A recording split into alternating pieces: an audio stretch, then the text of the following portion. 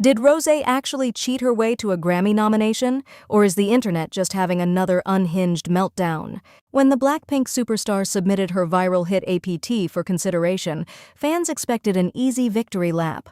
Instead, internet detectives uncovered a PR gift box allegedly packed with fake stream metrics, stolen BTS milestones, and blatant rule violations. Within hours, the internet erupted with furious calls to disqualify her completely. Was this just a harmless marketing typo or a calculated, shady play to trick Recording Academy voters into making K-pop history? Behind the shiny charts and billions of views lies a messy clash between toxic fandom rivalries and corporate clout chasing. Some claim her team got caught red-handed faking receipts, while others insist it is just a desperate smear campaign by jealous haters. So, did she actually break the rules? Or is this whole controversy just fabricated rage bait? Welcome back to the channel. Let's get right into it. To understand how a fun drinking game song triggered a massive online war, you have to look at how APT became a global juggernaut in the first place. Back in October 2024, Rosé dropped her collaboration with Bruno Mars after barely 24 hours of notice. The track was an immediate hit. It dominated TikTok, swept Korean music shows, and shattered streaming charts across the West. Mainstream outlets praised her for blending Korean culture with Western pop appeal. But as the track took over global radio, local Korean fans noticed something odd. Rosé barely promoted the song in South Korea. Aside from a single music show appearance, she spent her time overseas doing high-profile Western press. Korean netizens quickly called her out, claiming she used local idols to run her TikTok challenges while completely ignoring her home audience. Fandoms argued domestic artists did the heavy lifting while she focused strictly on Western clout. Critics claimed she abandoned her K-pop roots, while supporters argued an English single aimed at a global market demanded a Western push. That promotional tension was just a minor warm-up for the main event. As the 2025 awards season rolled around, APT bagged a major win for Song of the Year at the MTV VMAs. Suddenly, a Grammy nomination was no longer a delusion for her fanbase. It was a real possibility. In September, her team officially submitted APT to the Recording Academy, launching a massive campaign to secure a spot on the ballot. To impress voting members, Atlantic Records sent out lavish promotional packages. These submission boxes contained custom merchandise and a glossy paper detailing the song's commercial achievements. It was supposed to be a standard campaign flex. But when photos of the promotional sheet leaked online, eagle-eyed fans spotted a detail that set off an absolute nuclear reaction across X and Reddit. Printed right at the top of her official achievement sheet was a bold claim stating APT achieved the biggest streaming debut for any Korean artist in US history. That statement instantly triggered the entire BTS army. Within minutes, music archivists pulled up official chart data to expose the claim as flat-out false. Rosé's US streaming debut tallied 43.8 million on-demand streams. Meanwhile, BTS's 2020 album, Map of the Soul 7, debuted with nearly 75 million streams. Netizens immediately accused Rosé and her team of deliberately lying to Grammy voters and erasing BTS's historic achievements. The backlash was instantaneous. Critics accused her team of shady media play, arguing that submitting fabricated metrics to the Academy violated campaign ethics and warranted immediate disqualification. As the accusations spread, her defenders rushed to build a legal shield around the artist. Fans claimed the word debut was meant to signify the first chartable release for an individual project, which would technically make the statement accurate. Others argued it was a minor clerical error that accidentally omitted the word solo, which would also make the metric true. But for neutral observers, the damage was already done. The wording was at best wildly misleading, and at worst a desperate attempt to manipulate voting members who do not verify raw data. The controversy exposed a major flaw in how label PR machines construct narrative hype to buy industry prestige. Do you think label campaign boxes should face strict legal oversight when submitting metrics to voters? Or is bending the truth just an accepted part of music industry politics? Drop your take on where the line between clever PR and flat-out deception actually sits. Just as the fanbase tried to dismiss the controversy as a harmless wording mix-up, critics uncovered a second, much bigger problem inside that same promotional box.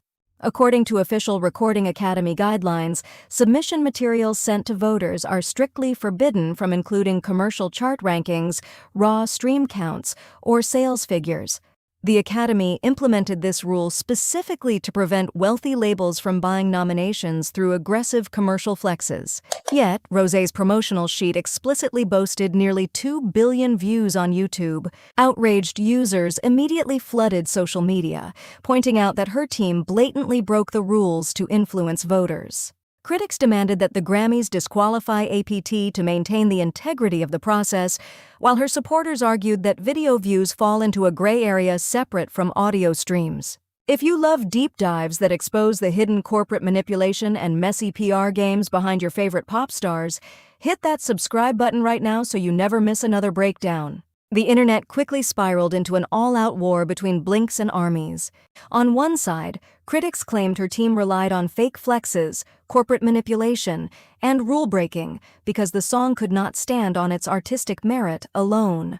On the other side, her supporters claimed rival fandoms were simply terrified of seeing a female soloist make history before their favorite group. The online discourse was no longer about the music. It became an unhinged battle of receipts, fandom toxicity, and corporate pettiness. Everyone was throwing shade, leaving casual observers completely exhausted by the endless drama. Despite the massive online campaign to get her cancelled, the controversy failed to stop her momentum. When official Grammy nominations were announced, Rosé made history. APT bagged 3 major nominations, including Song of the Year, Record of the Year, and Best Pop Duo Performance. She became the highest-nominated Korean artist in Grammy history, as well as the first K-pop soloist to land nominations in the main general field categories. For her supporters, it was the ultimate validation. For her critics, it was proof that aggressive corporate campaigning and misleading PR packages actually work. In a heartfelt message expressing her gratitude, she stated how deeply meaningful the moment was, noting she had never seen anyone on television who looked like her reach this level of recognition in the industry. That single comment triggered another immediate wave of fury from BTS fans. Outraged users pointed out BTS had already broken those exact barriers by earning multiple Grammy nominations years prior, while opera singer Sumi Jo had actually won years before that. Critics slammed her for erasing Asian representation milestones set by other K-pop acts just to center herself as a pioneer. Her fans again defended her, explaining she clearly meant solo female Asian artists. But to the public, her statement sounded out of touch and hypocritical. When a soloist makes history, is it fair for fandoms to police their exact wording during an emotional speech, or did Rosé genuinely cross a line by overlooking the pioneers before her? Sound off on whether public figures should be held to zero-tolerance standards in these high-stakes representation debates. The bad press continued to pile up as the 2025 Mama Awards rolled around. APT took home top honors, including Song of the Year and Best Collaboration. But instead of praise, the wins were met with widespread groans across online forums. Netizens openly complained that the song was overexposed and better, more creative tracks were robbed. Many pointed to Golden, the viral breakout hit from the animated movie K-pop Demon Hunters, as a far more deserving candidate that captured the public's heart without relying on exhausting media campaigns. Viewers called out the awards circuit for playing it safe and feeding corporate juggernauts while ignoring fresh talent. As 2025 came to a close, year-end data confirmed APT was objectively one of the biggest songs of the year. Apple Music declared it the top song of 2025, beating out industry titans like Taylor Swift, Drake, and Bad Bunny. It finished in the top 10 on the Billboard Hot 100 and dominated global streaming charts for months. However, when the 68th Grammy Awards ceremony took place on February 1, 2026, the entire hype train came to a sudden, crushing halt. Despite holding 3 major nominations and opening the show at Crypto.com Arena, Rosé and Bruno Mars walked away completely empty-handed, losing across every single category. Viral footage of their visibly disappointed reactions instantly swept social media, marking Bruno Mars's first completely winless Grammy night since 2013. Industry analysts noted that while the viral drinking game chant dominated TikTok and global charts, the Recording Academy's 15,000 voters ultimately prioritized narrative depth over short-term commercial hype. To add a final twist of irony, K-pop did technically win its first ever Grammy that night, but it wasn't Rosé. The award went to Golden from K-pop Demon Hunters for Best Song Written for Visual Media. Behind all the shiny trophies and record-breaking statistics lies a glaring truth about modern music marketing.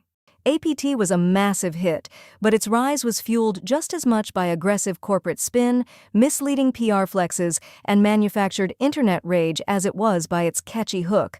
Her label played every dirty trick in the industry playbook to secure clout, exposing how thin the line is between genuine viral success and calculated corporate manipulation. At the end of the day, Rosé's entire Grammy saga exposed the absolute circus behind modern pop stardom. While APT was undeniably a massive global hit, no amount of shiny trophies, viral TikTok dances, or aggressive corporate PR campaigns could force the Recording Academy to hand over the ultimate music prize. The lesson here is crystal clear. In today's industry, labels will gladly bend the truth, manufacture internet outrage, and play dirty tricks just to secure a slice of prestige. Whether you view this whole disaster as an innocent marketing mix-up or a shady attempt to manipulate industry voters, one thing remains certain. The line between genuine viral success and calculated corporate deception has never been thinner. If you enjoyed this deep dive, don't forget to hit that like button and subscribe to the channel so you never miss out on the latest breakdowns of modern internet culture and influencer drama. Drop your final thoughts in the comments below, and I'll catch you guys in the next video.